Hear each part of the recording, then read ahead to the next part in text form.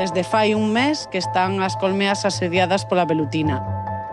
As velutinas póñense diante da colmea e o que fan é esperan a que as abellas veñan de fora cargadas pois, con néctar, con polen ou con auga e entonces elas as collen cando xusto veñen cansadas e cargadas. Hai unhas abellas que son como as guardianas, as que están na piquera esperando e vendo a ver cando veñen as outras de pecorear, vedes que ahora están entrando con polen de fora e, bueno, pois entonces están as esperando como para defendelas.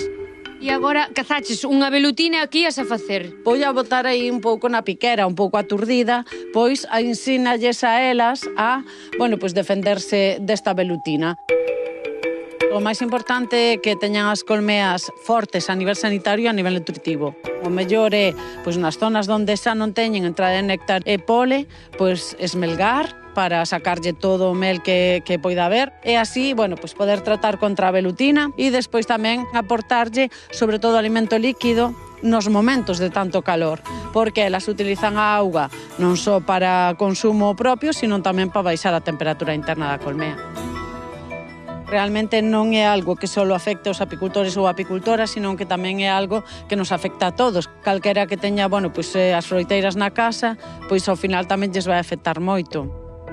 Aquí saliron 7 velutinas, ben, entonces podemos estar botando a man para collela e realmente, bueno, pois nos salen as velutinas e nos pican.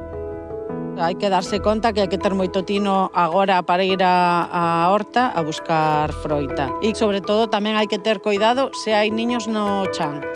Deberíamos poñer todos os que vivimos no rural algunha trampiña para axudar? Pois sí, habería que axudar ao principio de ano para coller todas as raíñas que salan a principios de anos e despois tamén agora para baixar a presión pois nesas froitas que temos cada un na casa e tamén baixando a presión para que non vayan despois os colmeares.